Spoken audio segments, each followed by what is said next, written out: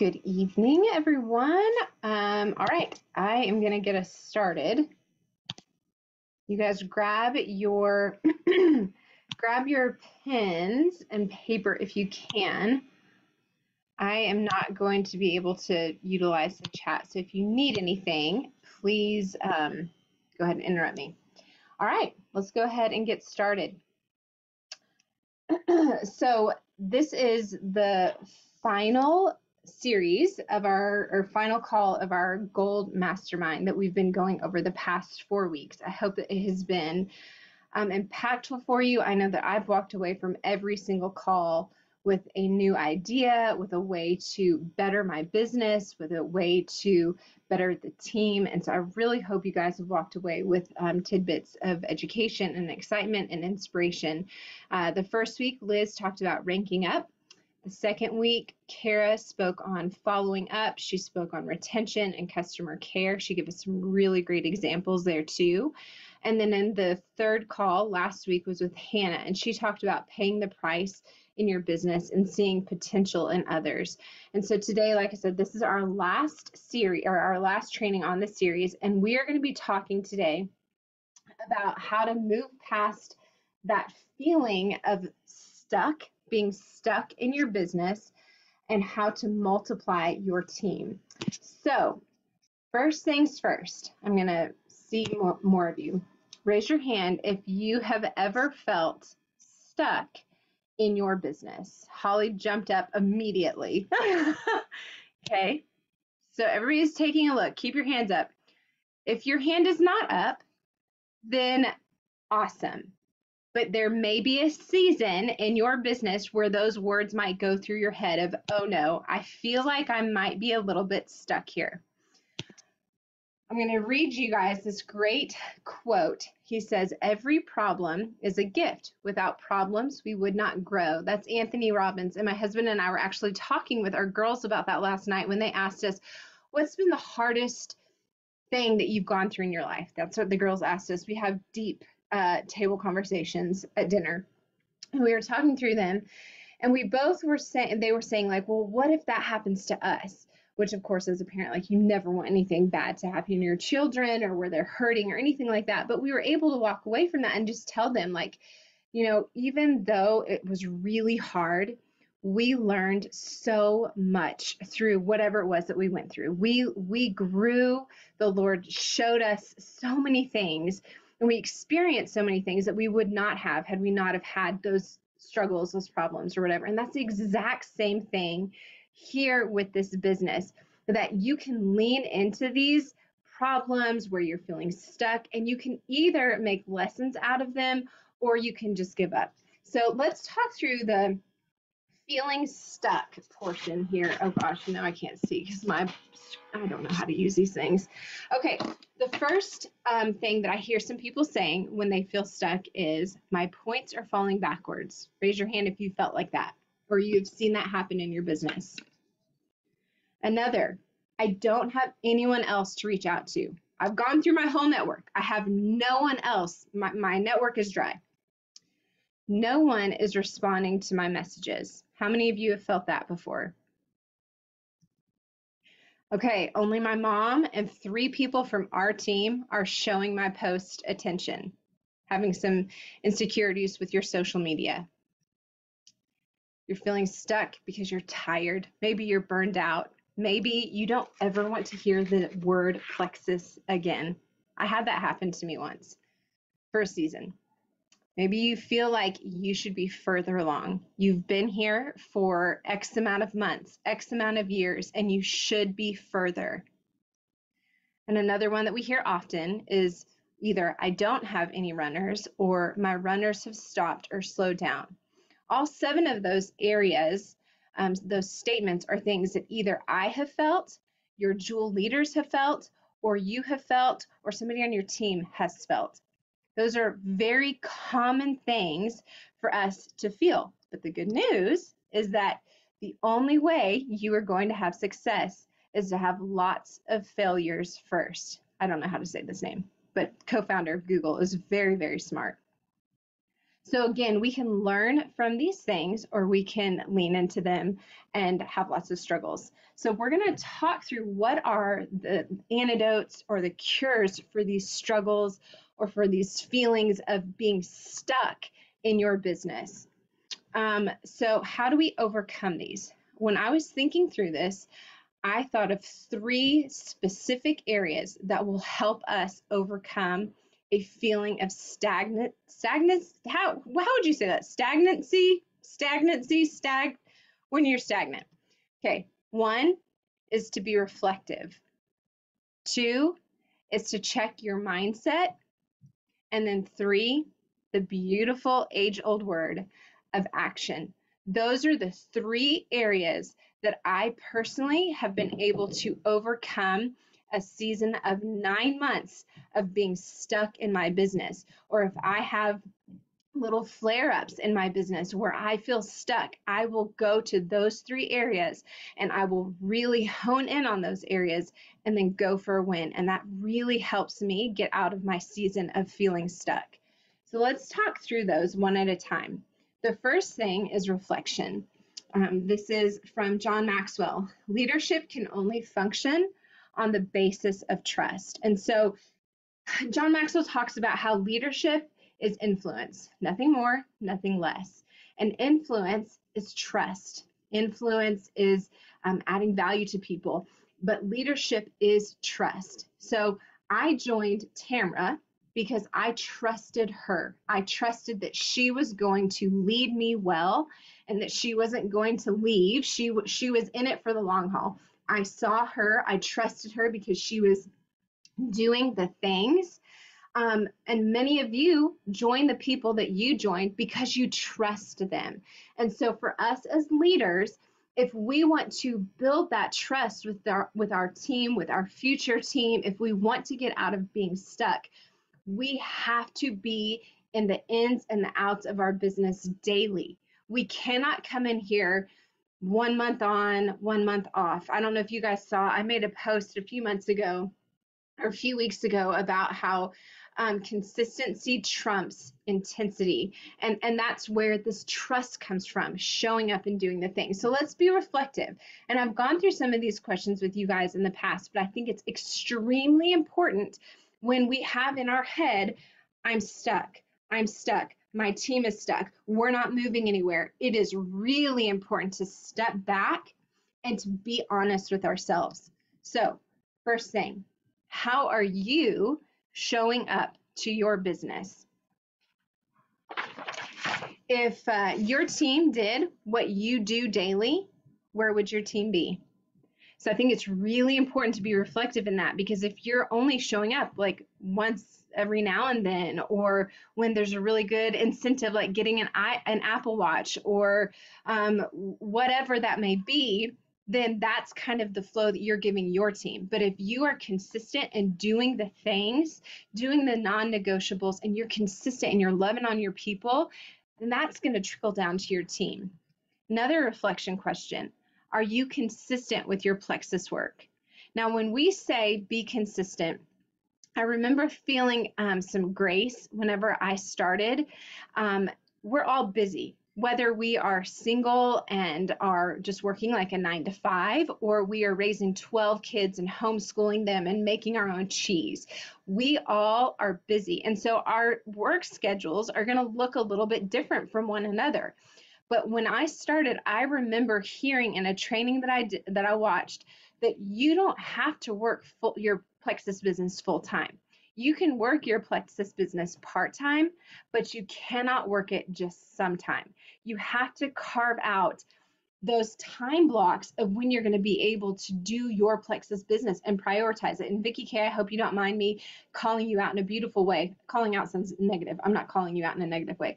But yesterday we have a thread going with a few of you guys, and I was asking, how do you people who have children and busy schedules, how are you guys inputting your time for your plexus work?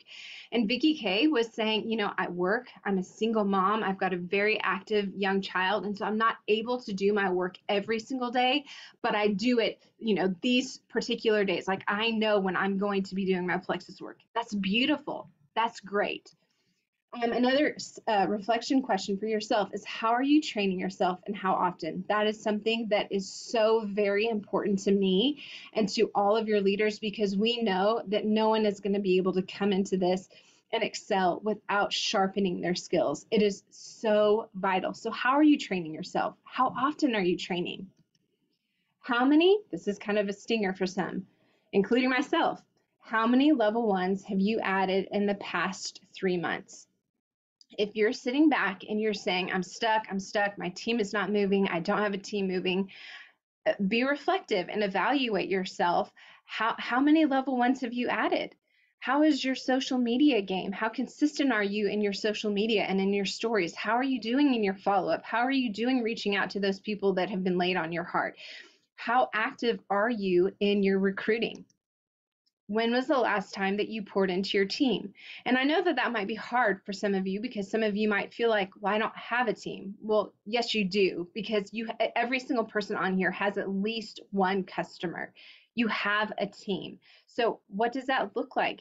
Does that mean you're sending handwritten cards, sending thank you Starbucks gift cards, checking in with your people? Are you doing incentives for the people that you have that are showing that they want to do the business? Are you hosting events for your people? Are you pouring into your team? And then lastly, on that reflection is, how is your attitude? We all know how important our attitude is in every aspect of life. And so if you are operating with your plexus business, and I think it was maybe Liz, I think, that talked about the victorhood versus victimhood, be reflective in that, because if you are in a negative space, then that might be what's coming out of you. And that may be hard for leaders to want to come and join in. So that needs to be an area that you're really, really focusing on and really sharpening, having a strong, positive attitude. And it's okay if you might feel frustrated, or you might feel confused, or you might feel not like you're Mary Poppins all the time. That's okay for sure. But just being in control of your attitude is very vital. Speaking of attitude, the second area that we can work on to help that feeling of being stuck is mindset. Winston Churchill says, success is walking from failure to failure with no loss of enthusiasm. When I read this, I was thinking about my children. And you guys can relate to this, even if you don't have kids. If your child goes and plays a volleyball game and they lose, or maybe she doesn't play her very best, and she walks away from that game and she has this poor attitude, she has this woe is me, I did so bad, we lost the game. If there's that negativity, you as a parent know, listen, let's get better. Let's just go practice. This isn't the end of the world. This is only hurting you, having this mindset, focusing on the negative. And like knowing that's going to distract them from getting better. So I love this cycle that John Maxwell talks about. I'm sure it's not called the failure cycle, but it's something similar. But he talks about, and we can implement this in our business, with our kids as they're trying new things, as they're in sports or school or whatever. But he talks about this failure cycle of being, you test, you fail, you learn, you improve, and then you re-enter. You do it again. And I really like how that goes hand in hand with this Winston Churchill quote about, you're walking from failure to failure with no loss of enthusiasm. You're growing, you're learning from those lessons. John Maxwell says, people with positive attitudes are able to go places where others can't. They do things that others can't. They are not restricted by self-imposed limitations. You guys, mindset is so, so vital in this business, in any business, but in this business especially, because a bunch of us are women. And a bunch of us are deep feelers. A bunch of us care so much about people, and we care about how we are perceived. And so our emotions can be attached to that. And that can just make us have a roller coaster. I mean, I remember my first year, my poor husband, it was just a roller coaster of emotions. And that was not healthy for me, for my marriage, for my business. And so being able to focus on your attitude and making that shift to finding the things that you're grateful for, the things that are working, the people who are still ordering, even if it's just you. Having that attitude is going to take you places that others won't be able to go. So, how many of you guys have heard of this Kaitlyn Ohashi?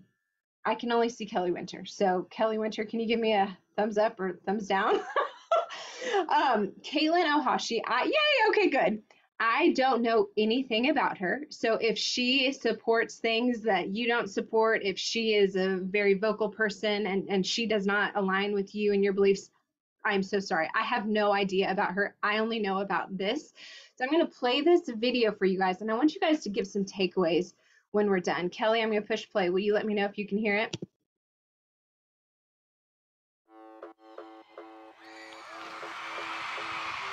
6 times this year, her floor routine earned a perfect 10. Kaitlyn Ohashi scored another perfect 10. What makes me a rebel, standing out and not trying to fit into this box.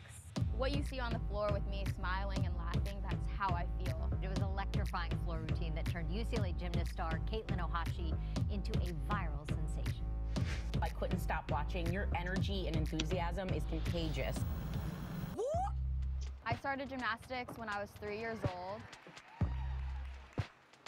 By the time I was 12, I was on the national team.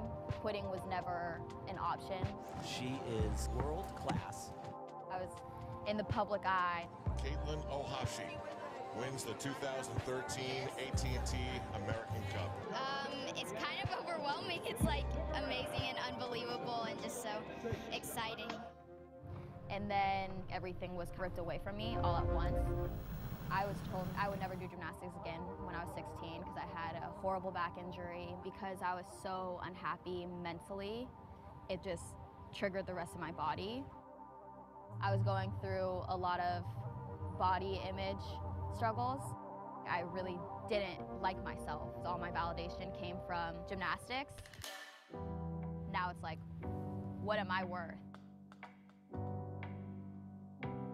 I went to public school for the first time that year. I decided to reset my goal path. Imagine my surprise. Hi, Miss Val, it's Kaitlyn Ohashi. It was like I got a call from Kobe Bryant or Serena Williams. She asked me, when was the last time you were happy in the sport? And she finally said, when I was 11. Dismount double pike. Beautiful. I had a lot of healing left to do. Probably wasn't until my sophomore year when I could say that I was like fully happy again. I started taking ownership. I knew what I needed to do to be my best self, finding my passions outside of the sport, and that's what made me happier inside the gym. The goal isn't to love ourselves if and when. It is supposed to stay there unconditionally. This is no sin. I wanted to portray myself in ways that allowed other people to relate and not feel alone. It's not about winning in the expectations of other people. It's about what truly makes you happy. She took a break from gymnastics and then came back. And Ohashi's going to go celebrate with her classmates.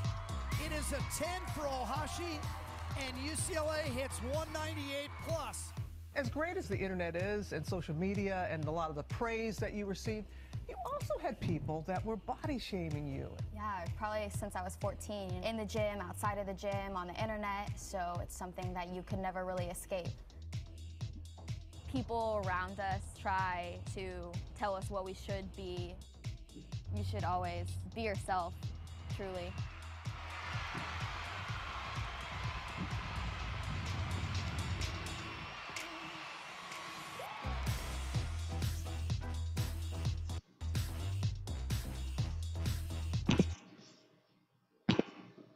Okay, what stood out to you guys? I want you to unmute yourself. And what stood out to you about her story?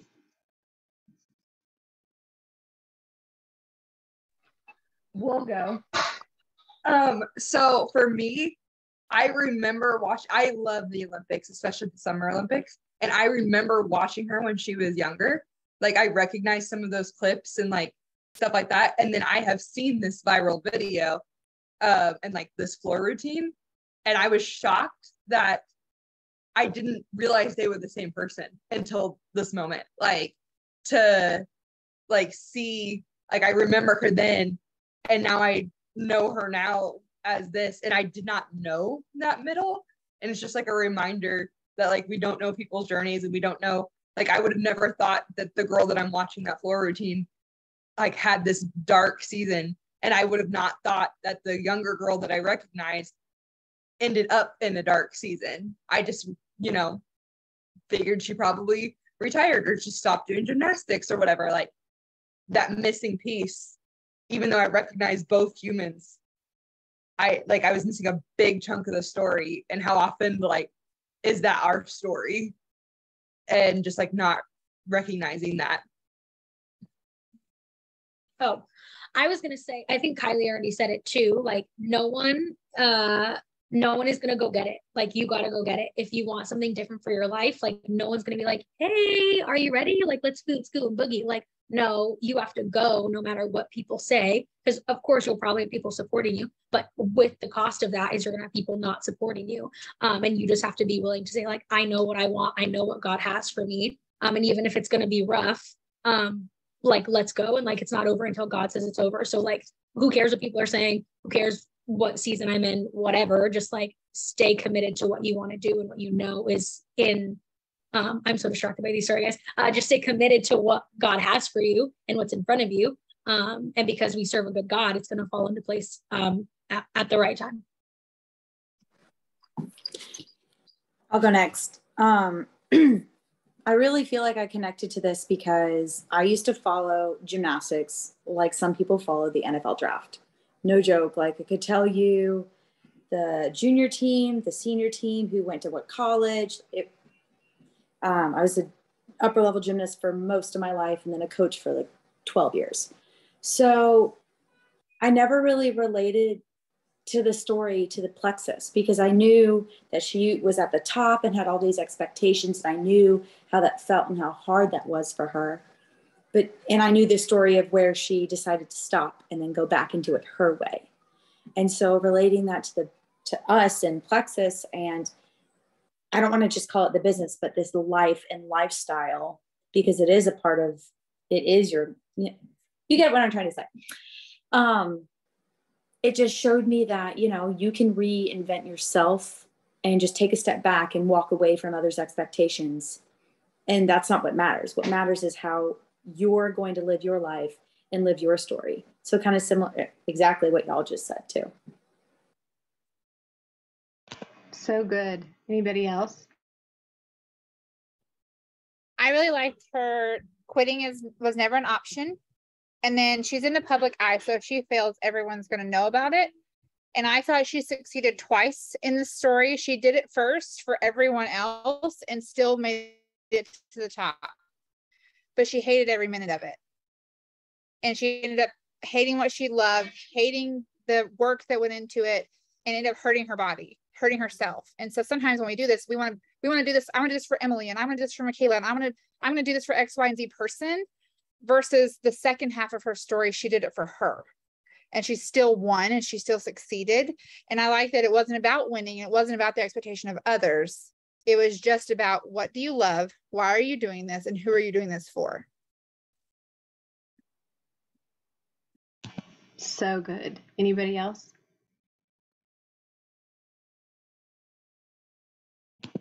My husband is the one that actually showed it to me.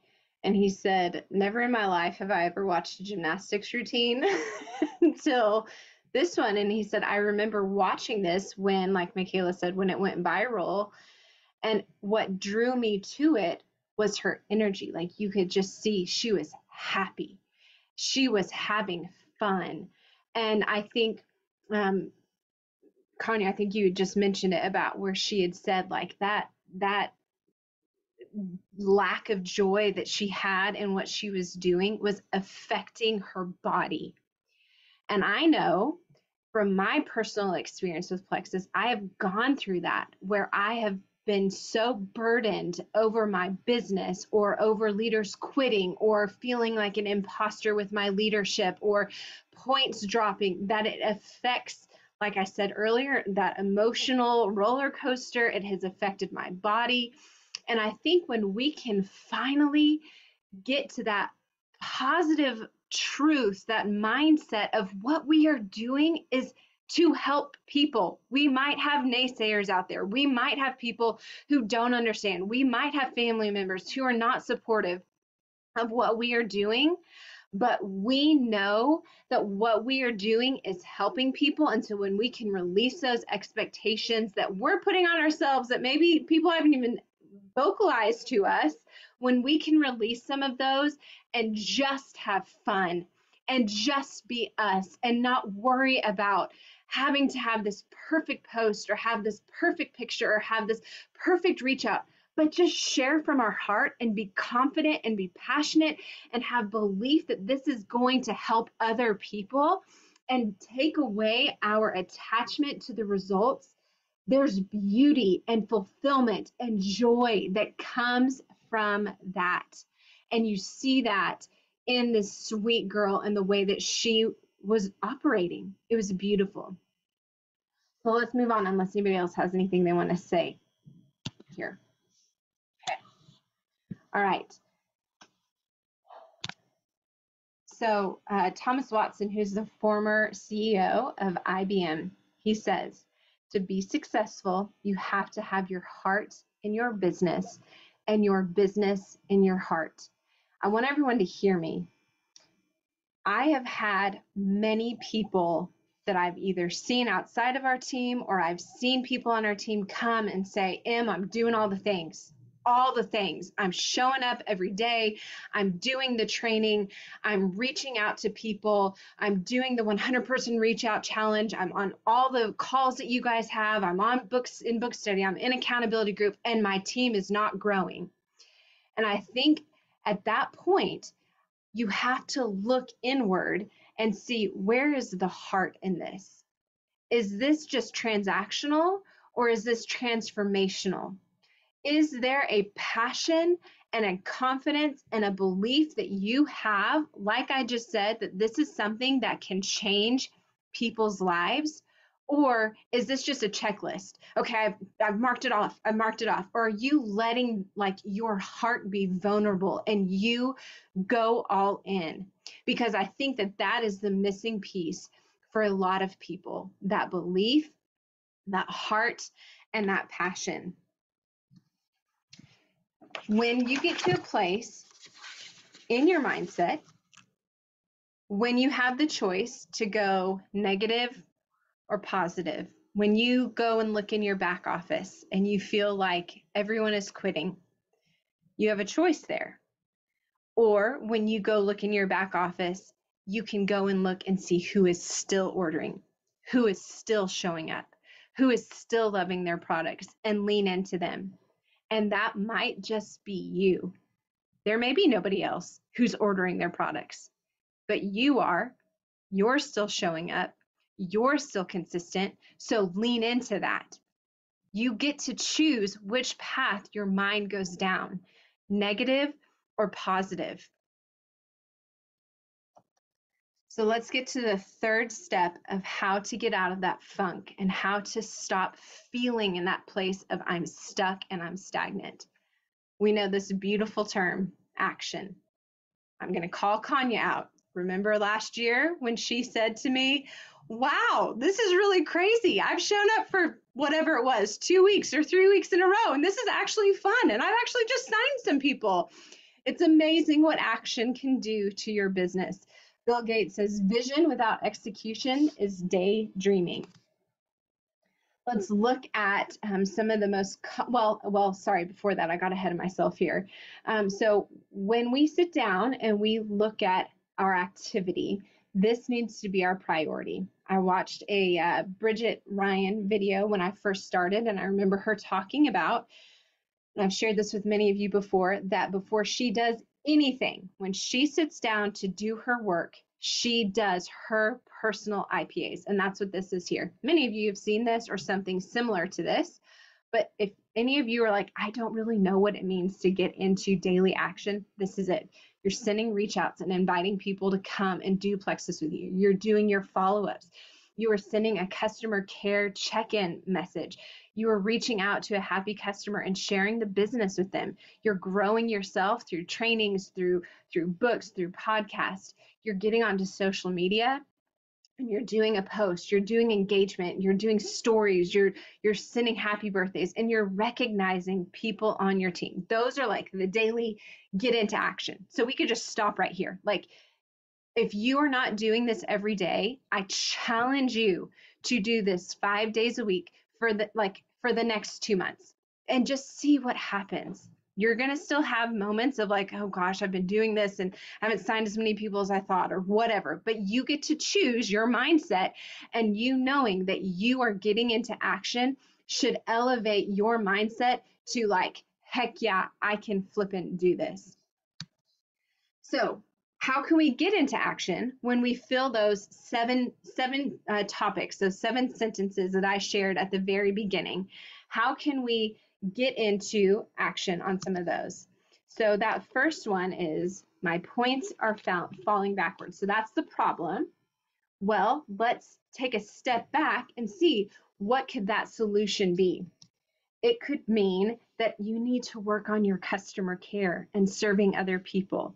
So go back to the Gold Mastermind that Kara did, the second one that Kara did, and she gives incredible examples of how to care for your customers in a very real, authentic, and transformational way. Are you taprooting? What does taprooting mean? Somebody unmute yourself and tell me what taprooting means.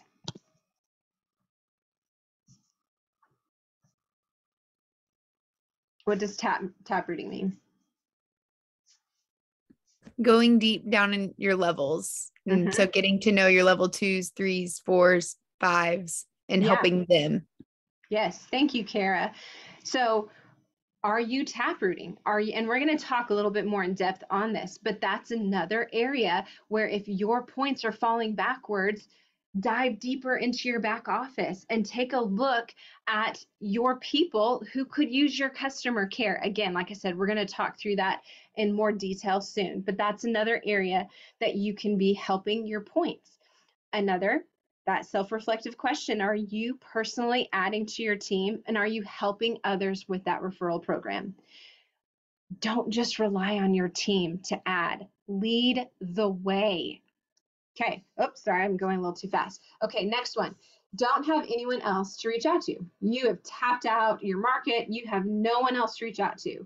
Well, that's the problem. But if you step back, then maybe what that actually means is you need to expand your network and you need to start adding value to people. Remember at the very beginning when I talked about how leadership is influence, nothing more, nothing less. And influence is adding value to people.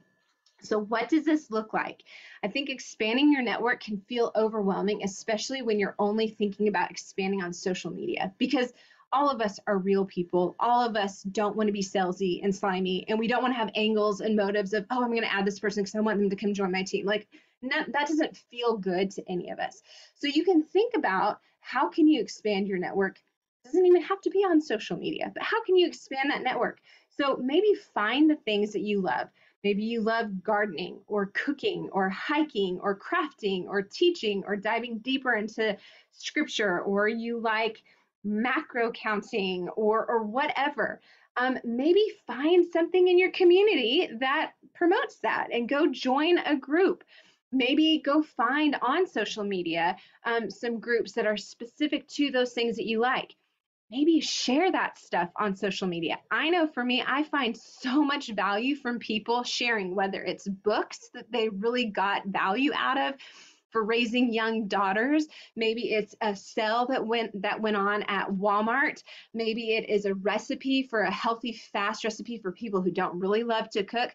I find so much value in social media. And so when my friends are sharing those things, you better believe that I'm going to continue going back to their pages because I find value. I'm getting value from them. So you can be the value maker for your network. So here's the thing. If I reached out to Kara 2 years ago about Plexus and she wasn't interested in it at all at the time, but then I start adding some value and I start sharing about, who knows, recipes, which that's a joke because I don't, but like if I start sharing about recipes and I'm consistent in sharing about recipes, well, Kara might find value in that. And so that has built some trust between me and Kara without me even knowing necessarily. And then that might be something where she reevaluates coming and doing Plexus with me. And that opens up a whole new market. Let's see. Okay, next one. No one is responding to my messages. So that means maybe we need to tweak.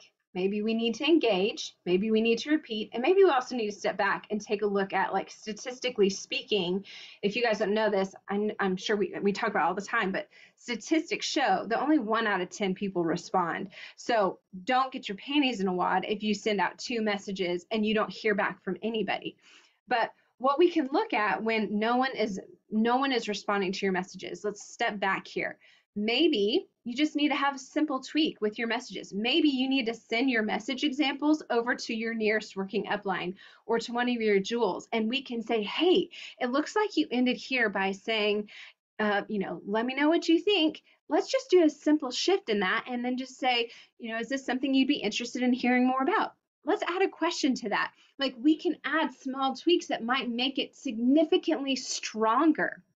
Maybe you need to, sorry, I've got my 7 pages of notes, so I'm for sure going to miss a few things here. But one of the things I really liked hearing the other day when I was preparing for this was that every leader opens their messenger to crickets at least once. Well, I feel like, and I'm sure every jewel on here would say, they open their messenger to crickets every day. But as a leader, we get to choose how we respond to that. It's not going to derail us. It is okay if people do not respond. We don't respond to people all the time, and it's not because we don't like them. It's because we're busy and we're human and we've got other things going. So being emotionally in control there is also extremely important. But another thing to think of when you say people have not responded to me, no one's messaging me back. Well, have you only messaged them once? Maybe if they're on your heart and you really think they'd be amazing at this, maybe you need to send them another message. Hey, Sarah Beth, like, I know I sent you this message a couple of months ago and it may not have been the right timing. You may have been busy, but I really seriously cannot get you off my mind. I really think you'd be amazing at this. Is this something that you'd be open to hearing more about? That makes it way less slimy and icky feeling that you're not just sending, it's not just a one and done. It's very important. If you believe that these people would be amazing at this, or if you believe that these products would be great for these people, don't just send them one message. That also looks like engagement. So let's say you've sent them a couple of messages about Plexus, they don't respond. Well, get in their inbox, send them a happy birthday message, be present on their social media stories. Be careful though, set a timer so you don't go down the social media scrolling black hole, because that is very, very dangerous and that takes away a lot of time that you could be spending on growing your business. But maybe that just means engagement. When Tamara messaged me, I think she messaged me maybe 3 or 4 times about Plexus in 4 years. But I'm telling you, every post I would make, she was one of the first to comment on. She was in my inbox all the time asking me questions about, tell me about Idaho, we're thinking about coming to visit. Oh, I just saw that you whatever, you just got a sale from Target. Tell me about that. Does it have this size and this size for kids? Like, she was growing a friendship. So she was engaging. So really focus on that too. All right, the next one. Only my mom and 3 people from my team are showing my post attention. How many of you have ever felt that way? Yes, every single one of us. All right, so maybe that means we need to up our game. I remember watching a training video from, I think it was Katie Ciccarelli, and I feel like I've actually seen this from multiple other people when they were pushing and trying to get out of their funk, because we all can be in it. We all have those seasons. They made goals to post twice a day. Now, that does not mean posting Plexus twice a day. That just means getting back into a rhythm, getting back into a routine of being social on social media, getting into their stories every day. Again, not twice a day is Plexus. You do not want to be an infomercial. you're adding value to your people. So up your social media game. And just like that Kaitlyn girl, don't worry about it being perfect. Hang on 1 second. You might want to mute yourself if you are not muted. I'm sorry, I don't know how to do that right now. Sorry, you guys, hold on 1 second.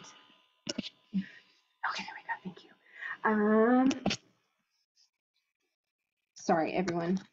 Okay, so yes, upping your game. Let me ask you guys a question. I'm gonna expand my gallery here so I can see. How many of you heard about Plexus or were intrigued about Plexus through some sort of social media post or story? Raise your hand. I want to see your hand. If you were introduced, kind of heard about it, you were intrigued by it, hold your hands up. So many of us were. Now, how many of you guys reached out to your upline and said, hey, I want to do this? I saw your post. I saw you post one time. I want to do this. Not many of us. But how many of us have been watching and have been like we're curious but never once engaged? So many of us. So keep in mind that even if it is just your mom and 3 people from your Plexus team, people are watching. Share your story, grow, up your game, but be confident that people are seeing. The right people are going to see at the right time. Do not attach your worth to the number of likes or comments or anything like that, views. That just is going to burn you out. Don't do that. That's not healthy, but up your game. All right, next one. You are tired and you do not want to hear the word Plexus again. That's a mindset issue. There's something going on there with the mind. There's something going on there with maybe burnout, with some belief, maybe imposter syndrome. So what I want you to do is I want you to go and I want you to build your belief. You need to build that up because right now your doubt is high and your belief is low. So I want you to go and build your belief. Some of the best ways that I can see this happening for people and building their belief is by going and rewatching some of our stories events. That's why we do these stories events on the last Thursday of every month, because we want to build the belief of our team and of our potentials. So go and build your belief. Start there. Watch those replays. Be reminded that what you are doing matters. I want you to reach out to some of your happy customers and ask what they're loving about their products. That's also going to help build your belief.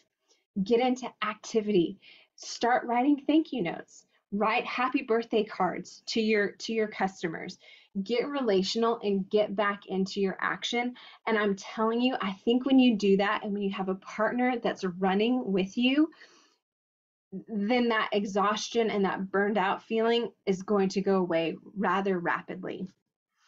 Maybe you also need to be better at scheduling. I know that there are some people that do really well with working in the nooks and crannies of their day, but I also know that that creates a lot of anxiety for people. So you need to figure out what works best for you and for your family and for your business. And you need to be prepared and you need to be organized. So maybe that is like Vicky K, where you're time blocking, or maybe that is when you are doing the nooks and crannies. But get organized so that way you're not feeling just overwhelmed all the time. All right, next one. I should be further along. I'm not seeing growth. What that tells me is that that is a patience issue. There are so many quotes out there from so many successful people that talk about patience. We all have heard this one time and again by John Maxwell, where he says, small disciplines repeated with consistency every day lead to great achievements gained slowly over time. Slowly over time. So we have to have patience. Bill Gates says patience is a key element of success. And that's so hard because we live in a microwave society. We want it now. We live in that Amazon world where we order it and it's on our door the next day. That feels good to us. And so that's why this can be hard, because it's not an immediate gratification. It's not an immediate result that we're seeing, but that is where success comes through with that patience. Richard Branson, he says, a big business starts small. And then Steve Jobs says, if you really look closely, most overnight successes took a long time. So mindset again in that. Last one, my runners have stopped or slowed down. That shows me that there's a duplication piece that needs to be worked on. And here's the thing. I don't want you guys looking at this list and be like, oh my gosh, I have all these things I need to do. One thing at a time. Find the thing that has been maybe the biggest struggle for you and really focus on that solution. So these red marks here are the solutions that I have seen for those particular struggles. So if you are struggling with your runners stopping, then I want you to focus on duplication. And that can also go back to the customer care with your points are falling backwards. Those go hand in hand. But one of the things that I learned at the very beginning of my business is how important it is for me to grow, and for you, for any business builder here, for us to grow a wide level 1 base. What that means is you want to have just as many level 1 customers on their products, loving their products as you can, because you don't want to have just one strong leg or one person that kind of catches the vision, and then when they stop, when they decide it's not worth it, then your business is up in flames and you're stressed and you feel like, well, maybe I'm not cut out for it. So it's really important to really work on those daily non-negotiables that we talked about to grow a wide level 1 base. So you're not putting all of your eggs into that one leg basket, if that makes sense. Asking questions to your people who have shown interest in the business or who have done the business and have just stopped. I think it's important to ask questions to them.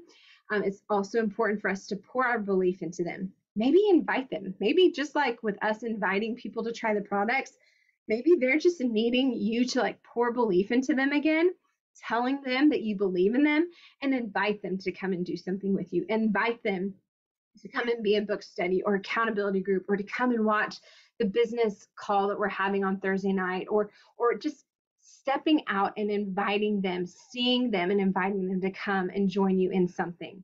Maybe you can offer to do an event for them. Maybe you can offer to help them with some of their messages or help them with some of their posting. But then I want you to ask yourself a question when you're thinking about how your runners have all stopped or slowed down. I want you to ask yourself a reflective question. When was the last time that I developed a level 1 silver? If that's been a long time, then prioritize that. And if you don't know how to do that, there are bukus and bukus of training videos out there specific to Plexus about going silver, about helping people get to silver. We have so many resources in our team page that can help you too. And your uplines want to help you as well. Go back to the first gold mastermind that Liz talked about with ranking up. You are in control of learning, soaking it all in, and then getting into action. And there's so many resources out there. Okay.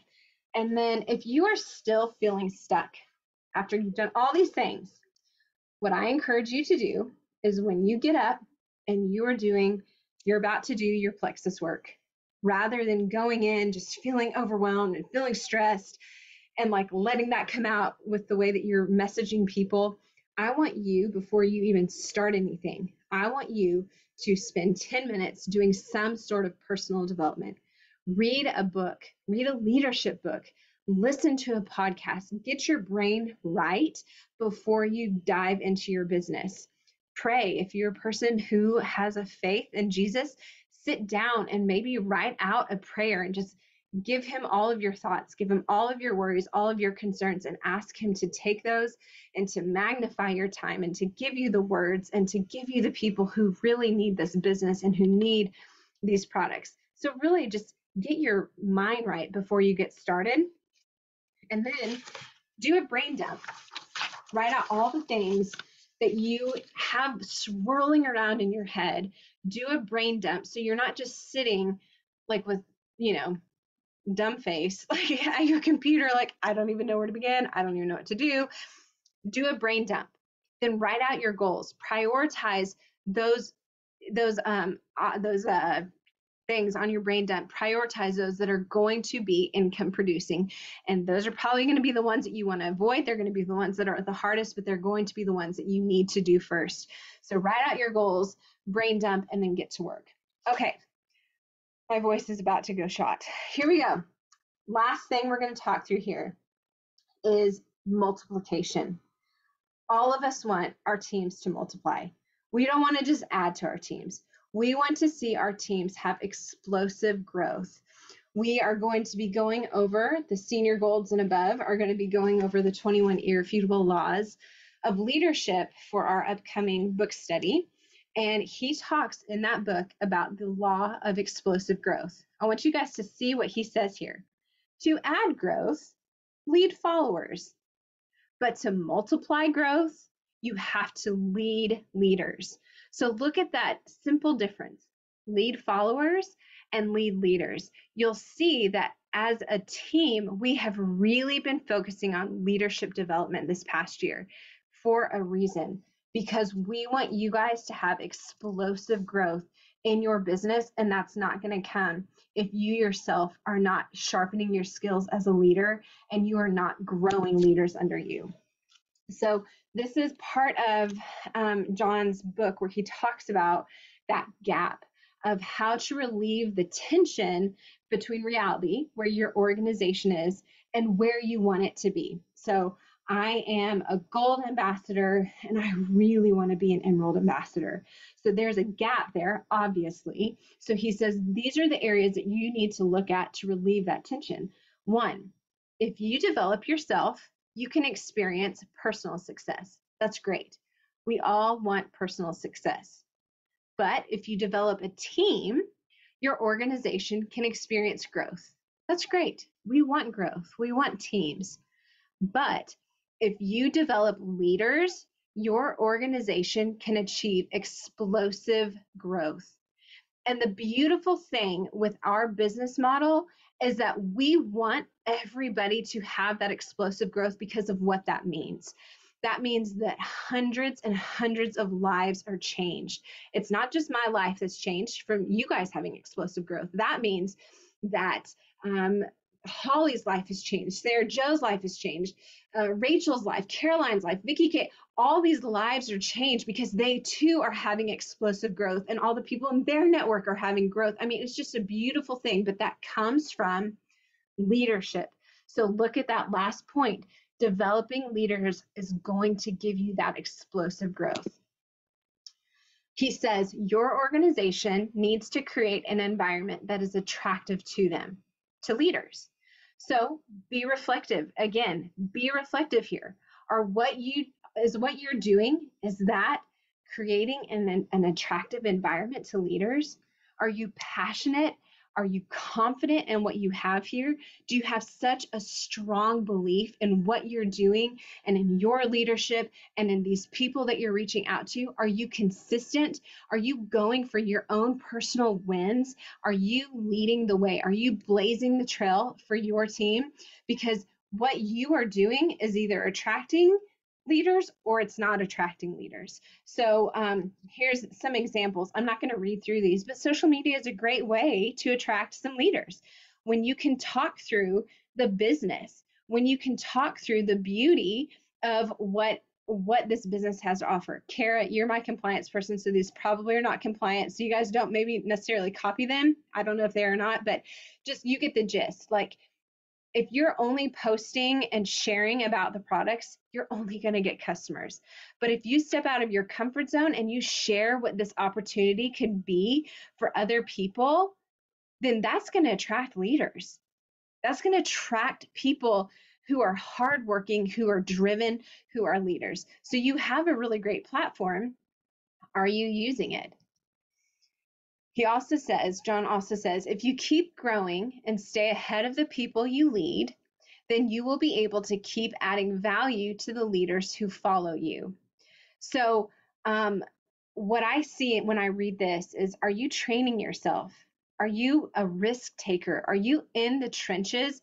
Are you adding value to yourself through the way that you are training? So that way then you can go and add value to people under you, those leaders who are following under you. That's our job and that's our joy to do that. With that, we are, like I said, we are having the fall book study. Hannah, Liz, and Lacey's team are going to be going over Failing Forward, which is what some of our golds did a few quarters ago, and I've heard it's an amazing book. I have not read it myself, so I'm excited to hopefully get into that soon. Our silvers and golds outside of Hannah, Liz, and Lacey's team, our silvers and golds will be taking advantage of the Slight Edge, which I've heard is incredible, and Kara Carrington is going to lead that. And then I will be leading the 21 Irrefutable Laws of Leadership for our senior golds and above. So if you would like to participate in that, go ahead and order your books ASAP. We will be starting, I think, on September 19th with our book study. But that is just one way that we as a team are providing these resources to help you grow in your leadership. John says, no matter where you are, I know one thing. You will be able to reach your potential and help your organization reach its loftiest goals only if you begin developing leaders instead of merely attracting followers. Leaders who develop leaders experience an incredible multiplication effort in their organization that can be achieved in no other way. Did you see that? When leaders develop leaders, they experience incredible multiplication that can't be achieved in any other way. So if I haven't announced this enough, you've got to focus on your leadership and growing other leaders. Two more slides, you guys. I'm sorry I went over 50 minutes. Thank you guys for still sticking with me. All right, so I can't read this. What does that say? Where are you? I don't know what that says. Something. Okay, where are you currently finding, gathering, and holding your leaders? So this is just kind of like a follow-up to what we've been talking about this whole time, but he also talks about this in his book. By getting social, getting plugged in, and growing your network, so we've already talked about that, becoming a better leader, so leaders will want to follow you, creating an environment where leaders can thrive and succeed. Now, I hope you guys are hearing this as you. This is not, you don't just think, okay, well, I hope my upline's hearing this. No, this is you. We want you to multiply in your business and in your leadership. So these are all the ways that you can find, gather, and hold leaders to develop these leaders to have that multiplication effect. But where you are creating an environment where leaders can thrive and succeed, where you're providing resources, praise, and rewards for your people. And I feel like we've done a very good job with our team. I love our team. We have the most beautiful team with our culture, with our community, with our resources, with our training. But it has to come from you too. You have to be stepping in and leading your people. We're giving you the resources. Now you take it and you go and you lead your people. And if there are things that you need, of course, let us know and we'll help you in all the ways. But just know, those are the 4 areas that he really tells us to focus on when we are finding, gathering, and holding leaders. Last thing we'll talk through is that taprooting and the multiplication. Guys, I'm sorry, I just cannot see that first line. I don't know what that says. Kara, can you read that first line to me? Is it welcome new message? Customers? Okay, thank you. Yeah. Okay, so I don't know if you guys know this, but every single customer that our team adds, levels 1 all the way down to 15, I have my assistant send an email from my email address welcoming our new customers. I send them a video that I put together on top tips. I send a video over detox, but it's, I'm sending them to 200 people a month. And so I encourage you, this is where that taprooting comes in, for you to look in your back office and for you to also send a welcome message to your new customers. You can do 3-way message as well. You can friend request. I remember that's what Tamara told me to do when I first started my business. She's like, everybody that has added to your team, add them as a friend so that way your post can serve as a belief builder for them too. But here's an example of what you could say in a message, a welcome email that you are going to start sending to the people in your downline. Welcome. We are so happy to have you as a customer with Plexus. Your sponsor is amazing and she is here to help you be successful. Here are my top tips for finding success on the products, ... If you'd like to learn more about the earning potential that Plexus has for their referral program, click here. And that could be a graphic that you make. That could be a graphic that comes from Plexus. There's so many resources out there. I would love to hear what you are most excited about with your products and any questions you may have that I can help answer. So that's creating a place for them to come to you and have some relationships with you, because who knows, Sally Joe may have added Sarah, and Sally Joe doesn't want to do the business, but Sarah's loving the products, and Sarah has a huge network, and Sarah is a leader. Well, that is a missed opportunity if you are not connecting with Sarah, and you're not going to know that unless you're connecting with her through messaging, friend request, emails, all that. So I encourage you to do that. Congratulate your enrollers when they sign somebody, always sharing the referral program with your people that you're signing, with the people that you're taprooting. You can go back and look at your team points. I know somebody talked about this on one of the Gold Mastermind calls, but showed you how to go and look at your team points and encourage people to reach their next level, whether that's silver and on, but communicating with them and letting them know that you're there to help them. And then creating momentum. That's a whole nother topic that we can talk through, but that is up to you. You get to be the momentum creator for your team. That comes from excitement. That comes from consistency. That comes from recognition. That comes from maybe incentivizing your team with certain things, but you get to be the momentum creator. Do not wait for your upline to do that.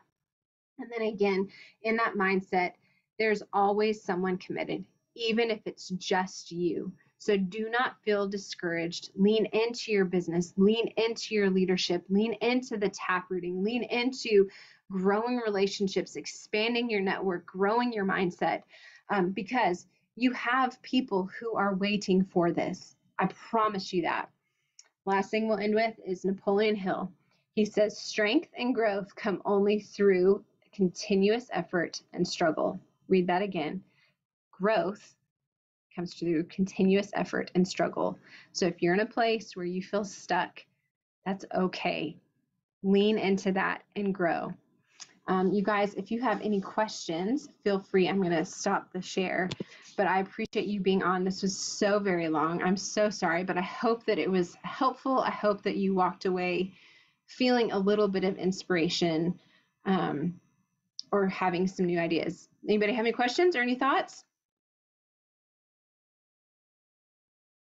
Thank you guys. I will get this uploaded to YouTube, and then I'm going to go ice my throat.